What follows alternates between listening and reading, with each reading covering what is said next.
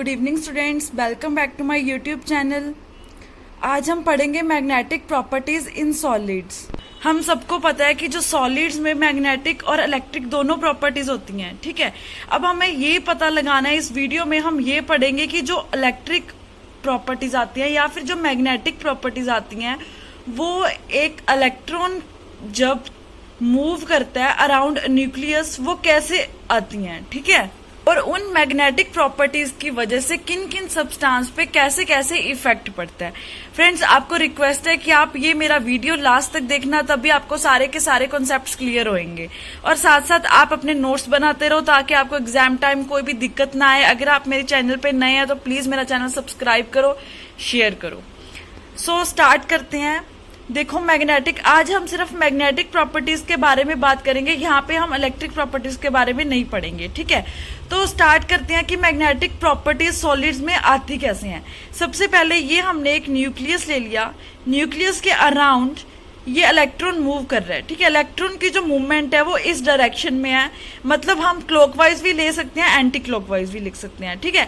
ये south pole हो गया, ये नॉर्थ पोल हो गया, ठीक है। When a charge particle in motion then developed a electric field and magnetic field. जब कोई भी चार्ज न्यूक्लियस के अराउंड चार्ज पार्टिकल मोशन में होता है, देन वहां पे कुछ ना कुछ इलेक्ट्रिक फील्ड और मैग्नेटिक फील्ड आता है। अगर आप फिजिक्स के स्टूडेंट हो, आपने फिजिक्स पढ़ी है, तो आपको बेटर पता होगा कि इलेक्ट्रिक फील्ड और मैग्नेटिक फील्ड कैसे आता है, ठीक है। तो ये दोनों इफेक्ट फील्ड आते हैं हमारे, इलेक्ट्रिक फील्ड और मैग्नेटिक फील्ड। अब कुछ सब्सटेंसेस ऐसे होते हैं जो डायमैग्नेटिक होते हैं और कुछ होते हैं पैरामैग्नेटिक, ठीक है। डायमैग्नेटिक हम उनको बोलते हैं जिनमें पेयर्ड इलेक्ट्रॉन्स होते हैं, ठीक है। पेयर्ड इलेक्ट्रॉन्स का मतलब क्या है, यहाँ पे समझो, यहाँ पे हमने एक न्यूक्लियस लिया, उसके अराउंड चार्ज पार्टिकल मूव कर रहा है, ठीक है। सेम टू सेम हमने सेकंड केस लिया, यहाँ पे भी न्यूक्लियस लिया और यहाँ पे भी पार्टिकल, चार्ज पार्टिकल मूव कर रहे हैं, राइट। दो पोल्स ले लिए, south pole north pole, south pole north pole, ठीक है। एक की डायरेक्शन क्लॉकवाइज है और एक की डायरेक्शन एंटी क्लॉकवाइज है। ये देखो क्लॉकवाइज जा रहा है, ये एंटी क्लॉकवाइज जा रहा है, ठीक है। अब एक की स्पिन, यहाँ पे हम सिर्फ स्पिन की बात करेंगे, कोई भी चार्ज, कोई भी अलग से बात नहीं करेंगे, ठीक है। अब मान लो जो क्लॉकवाइज है, इसकी स्पिन हमने ले ली +½ और इसकी हमने स्पिन ले ली -½ ठीक है। अब दो इलेक्ट्रॉन्स हैं, एक क्या हो गया एंटी क्लॉकवाइज, एक क्लॉकवाइज, एक की स्पिन ½ एक की स्पिन +½ और एक की स्पिन -½ दोनों क्या होगी, कैंसिल होगी। मतलब उसमें क्या आ गई, मैग्नेटिक फील्ड की जो प्रॉपर्टीज है वो उसमें नहीं आएंगी। तो हम इनडायरेक्ट वे में ये बोल सकते हैं कि अगर हमारे पास दो चार्ज हैं और दोनों पे स्पिन अपोजिट लग रही है, मतलब एक क्लॉकवाइज जा रहा है, एक एंटी क्लॉकवाइज जा रहा है, तो वो क्या शो करेगा, डायमैग्नेटिक कैरेक्टर शो करेगा, उसमें हम मैग्नेटिक फील्ड नहीं लगा सकते। और दूसरा केस हम लेके चलेंगे पैरामैग्नेटिक का, ठीक है। आगे हम बहुत सारे केस डिस्कस करेंगे, फेरोमैग्नेटिक, एंटी फेरो, सारे के सारे डिस्कस करेंगे। पर यहाँ समझने के लिए यहाँ आपको डायमैग्नेटिक और पैरामैग्नेटिक अच्छे से समझ आ सकता है, ठीक है। सेम टू सेम यहाँ पे हमने एक न्यूक्लियस लिया, यहाँ पे मैंने सिर्फ आपको एक चार्ज लेके बताया था, यहाँ पे हम कंप्लीट डायग्राम बना रहे हैं। न्यूक्लियस लिया, न्यूक्लियस के अराउंड यहाँ ये हम मान सकते हैं कि जो ये है हमारा सन है, सन के अराउंड हमारी अर्थ चक्कर लगा रही है, ठीक है। अब ये तो हो गया सन, ये होगी हमारी अर्थ, ठीक है। अर्थ का एक साउथ पोल हो गया, एक नॉर्थ पोल हो गया। अब अर्थ की डायरेक्शन सिर्फ एक है, कौन सी, एंटी क्लॉकवाइज, ठीक है। अब इसमें दो तरह के मोशन हो सकते हैं। कौन कौन से मोशन होंगे, एक तो जो हमारी मान लो ये अर्थ है, ये खुद भी खुद घूम रही है ऐसे ऐसे करके, तो वो कौन सा मोशन हो गया, स्पिन मोशन हो गया, ठीक है। यहाँ पे दो तरह के मोशन आएंगे, कौन कौन से, spin motion and orbital motion. तो बात करेंगे ऑर्बिटल मोशन कौन सा होगा, कि जब ये हमारा इलेक्ट्रॉन या फिर हम बोल सकते हैं अर्थ हमारी अराउंड सन के घूमेगी, ठीक है, तो वो क्या होगा, एक चक्कर पूरा लगाया तो उसने एक ऑर्बिट कंप्लीट करा, तो उसको हम बोलेंगे ऑर्बिटल मोशन, राइट। अब जो अर्थ है, जो ऑर्बिटल मोशन के साथ साथ वो ऐसे ऐसे भी घूमेगी, मतलब खुद ब खुद भी घूमेगी, तो उसका मतलब क्या हो गया कि वो स्पिन मोशन भी कर रही है। तो यहाँ पे दो केस आ रहे हैं, कौन कौन से, एक तो स्पिन मोशन हो रहा है और एक ऑर्बिटल मोशन, मतलब न्यूक्लियस के अराउंड इलेक्ट्रॉन स्पिन मोशन भी कर रहा है और ऑर्बिटल मोशन भी कर रहा है, ठीक है। तो आपको समझ आ गया होगा कि स्पिन मोशन क्या होता है, ऑर्बिटल मोशन क्या होता है। पैरामैग्नेटिक कैरेक्टर में जो मैग्नेटिक फील्ड है वो कैसे आएगा और डायमैग्नेटिक में कैसे आएगा, डिटेल में हम आगे पढ़ेंगे। यहाँ पे मैंने सिर्फ आपको बताया है कि जो चार्ज पार्टिकल है जब वो अराउंड न्यूक्लियस के घूमता है, मोशन में होता है, तो वहां पे इलेक्ट्रिक और मैग्नेटिक फील्ड दोनों आते हैं। इस वीडियो में सिर्फ हम मैग्नेटिक फील्ड की बात करेंगे और इस डायग्राम में हमने बताया कि एक स्पिन मोशन हो रहा है और एक ऑर्बिटल मोशन हो रहा है, राइट। अब हमने ये तो पढ़ लिया कि स्पिन मोशन भी हो रहा है और ऑर्बिटल मोशन भी हो रहा है और मैग्नेटिक फील्ड भी आ रहा है, ठीक है।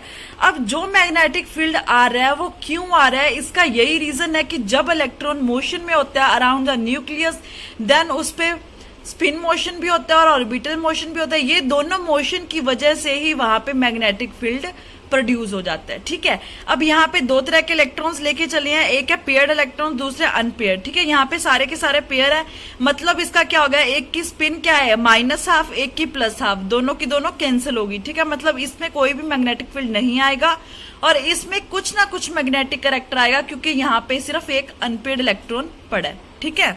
और काफी बेटर तरीके से आप इसको समझ सकते हो। इस डायग्राम को देखो, यहाँ पे मैंने शो करा 3 इलेक्ट्रॉन्स, ठीक है। ये न्यूक्लियस है हमारा, ये 3 इलेक्ट्रॉन्स इसमें घूम रहे हैं। यहाँ पे आप पोल्स देखो, ये क्या है, south pole, north pole, north pole, south pole, south pole, north pole. मतलब अगर ये इलेक्ट्रॉन घूम रहा है हमारा इस डायरेक्शन में, ये कौन सी डायरेक्शन होगी, एंटी क्लॉकवाइज। क्लॉकवाइज और एंटी क्लॉकवाइज यहाँ पे हम लेके चलेंगे, आप देख लेना कौन सी क्लॉक है कौन सी एंटी क्लॉक, ठीक है। ये लेके चले और ये उसके अपोजिट मोशन में है, ठीक है, क्लॉकवाइज होगी, ये एंटी ये क्लॉकवाइज। अब दोनों के जो पोल्स हैं वो भी डिफरेंट डिफरेंट है, ठीक है। जब यहाँ पे मैग्नेटिक कैरेक्टर आएगा तो जितना आएगा वो नॉर्थ पोल न्यूट्रल कर देगा।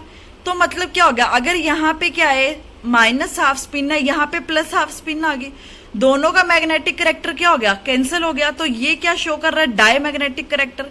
अगर हम इस इलेक्ट्रॉन की बात करें, ये क्या है साउथ पोल, ये क्या है नॉर्थ पोल, ठीक है।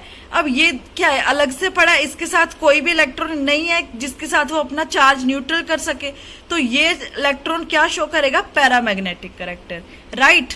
तो यहाँ पे हम क्या बता सकते हैं, अगर हमारा इलेक्ट्रॉन अनपेयर्ड है, if unpaired electron then magnetic properties show, but if paired electrons then no magnetic character या मैग्नेटिक प्रॉपर्टीज शो। इस डायग्राम में मैंने यही बताया था, अगर पेयर्ड इलेक्ट्रॉन है तो वो डायमैग्नेटिक कैरेक्टर शो करेगा कि वहां पे मैग्नेटिक प्रॉपर्टीज नहीं आएंगी, अगर अनपेयर्ड इलेक्ट्रॉन है वहां पे ही मैग्नेटिक प्रॉपर्टीज शो होंगी, ठीक है। यहाँ पे हम एक और डायग्राम बना के समझने की कोशिश करते हैं ताकि आपको हमेशा के लिए याद रहे, आप कभी भी इस कंसेप्ट को लेकर कंफ्यूज ना हो।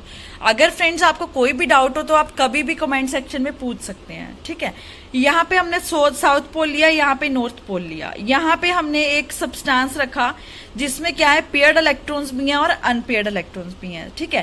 पहले हम सिर्फ पेयर्ड इलेक्ट्रॉन्स का केस लेके चलेंगे, ये आप भूल जाओ जो मैंने अनपेयर्ड इलेक्ट्रॉन्स शो करे हैं, ठीक है। यहाँ पे देखो, जब मैंने पेयर्ड इलेक्ट्रॉन्स लिए, यहाँ पे नॉर्थ पोल अपना एक्सटर्नल मैग्नेटिक फील्ड लगा रहा है, ठीक है।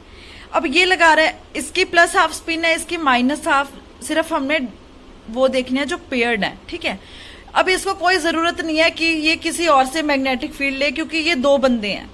हम एग्जाम्पल लेके चल सकते हैं, मान लो हम 3 दोस्त हैं और एक से हमारी खनबन हो गई, राइट। अब जो 2 फ्रेंड्स हैं वो बहुत अच्छे से दोस्त बन गए और गहरे दोस्त बन गए, अब उनको तीसरे की कोई जरूरत नहीं है, ठीक है। चाहे वो जिससे लड़ाई हुई है उसकी वो कितना भी फोर्स लगाता रहे उनके बीच में घुसने की, एक्सटर्नल फोर्स कितने लगाता रहे, पर उन दोनों पे कोई इफेक्ट नहीं पड़ेगा, वो अपने में लगे हुए हैं। पर जरूरत किसको है, इसको है, पर इस पे तो कोई इफेक्ट नहीं पड़ रहा। मतलब क्या हुआ कि जो हम एक्सटर्नल मैग्नेटिक फील्ड लगा रहे हैं उसका पेयर्ड इलेक्ट्रॉन्स पे कोई भी इफेक्ट नहीं पड़ रहा, मतलब यहाँ पे मैग्नेटिक प्रॉपर्टी शो नहीं हो रही, ठीक है। अब जो यहाँ पे अनपेयर्ड इलेक्ट्रॉन्स पड़े हैं उसके पास वो अकेला है, उसको कुछ ना कुछ मैग्नेटिक फील्ड चाहिए, ठीक है, ताकि वो साउथ पोल के साथ जाके मिल सके। तो इसमें क्या होगा, वो एक्सटर्नल फील्ड यहाँ पे ले लेगा। तो इसका मतलब क्या हुआ, मैग्नेटिक प्रॉपर्टी शो कौन करेगा, जिनमें अनपेयर्ड इलेक्ट्रॉन्स हो, राइट। उस डायग्राम में हम क्या शो कर रहे हैं, the electrons are oriented in such a way that it seems like a magnetic field pass. मतलब हमें शो हो रहा है, हमें महसूस हो रहा है कि मैग्नेटिक फील्ड उनमें पास हो रहा है, बट एक्चुअली में वो किस पे डिपेंड करता है, based on the different type of substances, मतलब वो सब्सटेंस किस तरह का है।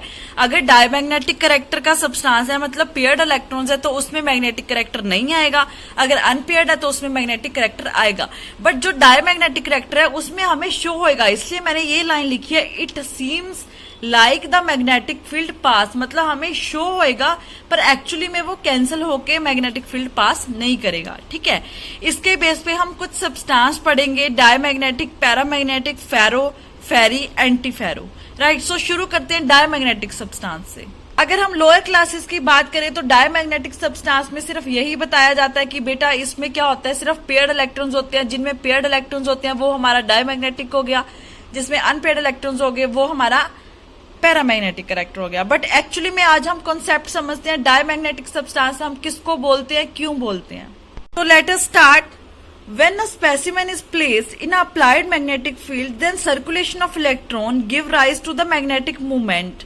अब मैंने जो बताया था मैं आपको डायग्राम बताती हूँ। अब यहाँ पे देखो, इन्होंने बोला when a specimen is placed in applied magnetic field, जब हमने यहाँ पे एक स्पेसिमेन रखा और अप्लाई करा मैग्नेटिक फील्ड को। ठीक है, आप इस डायग्राम को अपनी कॉपी पे अलग से ड्रॉ कर लो, मैं बार बार नहीं दिखा पाऊंगी आपको। यहाँ पे मैग्नेटिक फील्ड अप्लाई करा, देन सर्कुलेशन ऑफ इलेक्ट्रॉन्स, जब यहाँ पे हमने मैग्नेटिक फील्ड को अप्लाई करा, ठीक है, तो जो इलेक्ट्रॉन्स की उनकी मूवमेंट चेंज होगी, अलाइनमेंट चेंज होगी। मतलब देखो यहाँ पे जो है नॉर्थ पोल ऊपर आ रहा है। ठीक है, जब नॉर्थ पोल ऊपर आ रहा है, इनकी डायरेक्शंस अलग अलग हैं, तो जब यहाँ पे नॉर्थ पोल ऊपर है तो नीचे क्या आ जाएगा, साउथ पोल आएगा। मतलब इनकी डायरेक्शन जो है वो चेंज हो जाएगी, मूवमेंट होनी शुरू हो जाएगी इलेक्ट्रॉन्स में। क्यों हो जाएगी, क्योंकि हम बाहर से external field, magnetic field apply कर रहे हैं। तो देखो यहाँ पे when a specimen is placed in applied magnetic field, जब हमने अप्लाइड मैग्नेटिक फील्ड अप्लाई करा तो वहां पे बीच में स्पेसिमेन रखा। जब स्पेसिमेन के बीच में जो इलेक्ट्रॉन्स हो गए उनका मोशन स्टार्ट हो जाएगा, सर्कुलर मोशन। ठीक है, circular motion rise to the magnetic movement which oppose the applied magnetic field. अब जो अप्लाइड मैग्नेटिक फील्ड हम अप्लाई कर रहे हैं, मतलब नॉर्थ पोल से जो मैग्नेटिक फील्ड आ रहा था उसका वो अपोज करेगा। क्यों अपोज करेगा, क्योंकि जो डायमैग्नेटिक सब्सटेंस है वो पेयर्ड इलेक्ट्रॉन्स है, उनको बाहर जो मैग्नेटिक फील्ड हम दे रहे हैं उसकी कोई जरूरत नहीं है। ठीक है, तो इसलिए वो अपोज करेगा, oppose the magnetic field. As a result of this substance is repelled by the magnetic field. जब वो मैग्नेटिक फील्ड को अपोज करेगा तो ऑब्वियस सी बात है वो सब्सटेंस रिपेल कर रहा है, मतलब वापस भेज रहा है उस मैग्नेटिक फील्ड को। उस इफेक्ट को हम बोलेंगे डायमैग्नेटिज्म। ये हम सिर्फ डायमैग्नेटिज्म पढ़ रहे हैं, इसको हम पैरा के साथ अलग से कंपेयर करेंगे। ठीक है, मैग्नेटिज्म में क्या हो रहा है, रिपेल कर रहा है जो हम मैग्नेटिक फील्ड अप्लाई कर रहे हैं। ठीक है, ये हम क्यों हो रहा है, this effect cause due to the pairing of electrons. ये मेन लाइन है, अगर आप ये नहीं लिखोगे तो आपका सारा का सारा ये कंसेप्ट क्लियर नहीं होएगा, ना ही आपका हमेशा के लिए सही होएगा, आप इसमें कंफ्यूज ही रहोगे। यहाँ पे ये लाइन बहुत इंपॉर्टेंट है, ये सारा कंसेप्ट ये क्यों हो रहा है, अगर इसमें पेयरिंग ऑफ इलेक्ट्रॉन्स है। ठीक है, जो डायमैग्नेटिज्म है वो इंडिपेंडेंट है टेम्परेचर के, वो हम नेक्स्ट वीडियो में अच्छे से पढ़ेंगे कि जो टेम्परेचर पे वो कैसे इंडिपेंडेंट है। आपने नाम सुना होगा हिस्टीरियस लूप और ससेप्टिबिलिटी, उसके बेस पे हम पढ़ेंगे, तो आप मेरा नेक्स्ट वीडियो जरूर देखना। पैरामैग्नेटिज्म, ऑब्वियस ही बात है, पैरामैग्नेटिज्म में क्या होगा, सिर्फ एक सिंगल इलेक्ट्रॉन होगा, मतलब अनपेयर्ड इलेक्ट्रॉन होगा। ठीक है, इसमें भी हम सेम स्पेसिमेन रखेंगे, फ्रीली मैग्नेटाइज होगा in the direction of applied magnetic field. अब जो हम अप्लाई मैग्नेटिक फील्ड करेंगे उसी की डायरेक्शन में जो इलेक्ट्रॉन्स होंगे वो आ जाएंगे। मतलब यहाँ ऊपर से हम नीचे से क्या दे रहे हैं, नॉर्थ पोल के हम मैग्नेटिक फील्ड दे रहे हैं, तो ऊपर इलेक्ट्रॉन्स कौन से आ जाएंगे, साउथ पोल के आ जाएंगे। ठीक है, वो मैंने आपको पहले ही डायग्राम में समझा दिया था कैसे। ठीक है, तो इन सब्सटेंस को हम बोलते हैं paramagnetic substances. When a paramagnetic substance is placed in applied magnetic field, then magnetic line passes through a sample rather than air. ये आप ध्यान रखना कि जब भी हम नॉर्थ पोल की लाइंस पास हो रही हैं, जब पैरामैग्नेटिक कैरेक्टर का हम स्पेसिमेन बीच में रखेंगे तो वो जो मैग्नेटिक लाइंस है वो सैंपल के बीच में पास करेंगी, एयर के बीच में से पास नहीं करेंगी। देखो कैसे डायग्राम आपको दिख रहा है, यहाँ पे जो मैग्नेटिक लाइंस हैं वो किससे पास हो रही हैं, सिर्फ सैंपल के बीच में से इसमें पास होंगी, ये बाहर से नहीं जाएंगी। ठीक है, यही मैंने आपको बताया था। और पैरामैग्नेटिक सब्सटेंस, इसको हम जाई भी बोल सकते हैं या हम ससेप्टिबिलिटी भी बोल सकते हैं। ठीक है, इसके लिए जो जाई है हमेशा पॉजिटिव होता है, पॉजिटिव मीन्स ग्रेटर देन 1। ठीक है, The system containing one or more unpaired electrons have a permanent magnetic moment because magnetic moment of one electron is not cancelled by the other. अब मैंने आपको डायमैग्नेटिक करेक्टर में क्या बताया था कि जो स्पिन है वो अपोजिट हो जाती है, मतलब एक प्लस हाफ होती है कि माइनस हाफ होती है, जिसकी वजह से मैग्नेटिक करेक्टर वहां पे नहीं आता। पर पैरामैग्नेटिक करेक्टर में क्या है, यहाँ पे अनपेयर्ड इलेक्ट्रॉन्स होते हैं जिसकी वजह से परमानेंट मैग्नेटिक मूवमेंट आ जाता है, क्योंकि वो स्पिन जो है एक दूसरे को कैंसिल नहीं करती। ठीक है, ये डिपेंड करता है टेम्परेचर पे। कैसे डिपेंड करता है वो हम नेक्स्ट वीडियो में पढ़ेंगे डिटेल में। ठीक है, यहाँ पे जाई para is equals to C by T, मतलब इसका क्या है कि जो जाई है, ठीक है, इन पैरामैग्नेटिक करेक्टर में वो टेम्परेचर की क्या है, इनवर्सली प्रोपोर्शनल है। ठीक है, यहाँ पे हमने कांस्टेंट लगाया सी, इसको हम बोलते हैं क्यूरिस टेम्परेचर, इसको ही हम बोलते हैं क्यूरिस लॉ। इसकी नोटेशन कैसे है कि जो पैरामैग्नेटिक करेक्टर में है उसमें पेयर्ड इलेक्ट्रॉन्स तो होंगे ही होंगे, पर कुछ इलेक्ट्रॉन्स अनपेयर्ड होंगे जिसकी वजह से ही मैग्नेटिक मूवमेंट आता है। ठीक है, ये बात बहुत जरूरी ध्यान रखने वाली है कि इसमें पेयर्ड इलेक्ट्रॉन्स तो होंगे बट मैग्नेटिक मूवमेंट किसकी वजह से आता है, सिर्फ अनपेयर्ड इलेक्ट्रॉन्स की वजह से। ठीक है, इसका एक ग्राफ भी है जो डिटेल में आपको नेक्स्ट वीडियो में मिलेगा, पर यहाँ पे आपको मैंने थोड़ा सा बताया है कि जाई पैरा और टेम्परेचर में ग्राफ कैसा बनेगा, ऐसे बनेगा। ठीक है, मतलब इसका क्या है कि जाई पैरा और टेम्परेचर एक दूसरे के इनवर्सली प्रोपोर्शनल है। ठीक है, अगर यहाँ पे जाई ज्यादा है तो पैरा यहाँ पे कम है। ठीक है, ये धीरे धीरे धीरे धीरे जाई कम हो जाता है और टेम्परेचर बढ़ता रहता है। डिटेल में नेक्स्ट वीडियो में देखेंगे। नाउ स्टार्ट करते हैं फेरोमैग्नेटिक करेक्टर। अब फेरो और पैरा सेम से है, इसमें कुछ डिफरेंस है। ठीक है, वो आपको नेक्स्ट वीडियो में जब मैं आपको हिस्टीरियस लूप या फिर ससेप्टिबिलिटी का कॉन्सेप्ट बताऊंगी तो आपको अच्छे से क्लियर होगा, बट यहाँ पे भी हम थोड़ा सा पढ़ेंगे।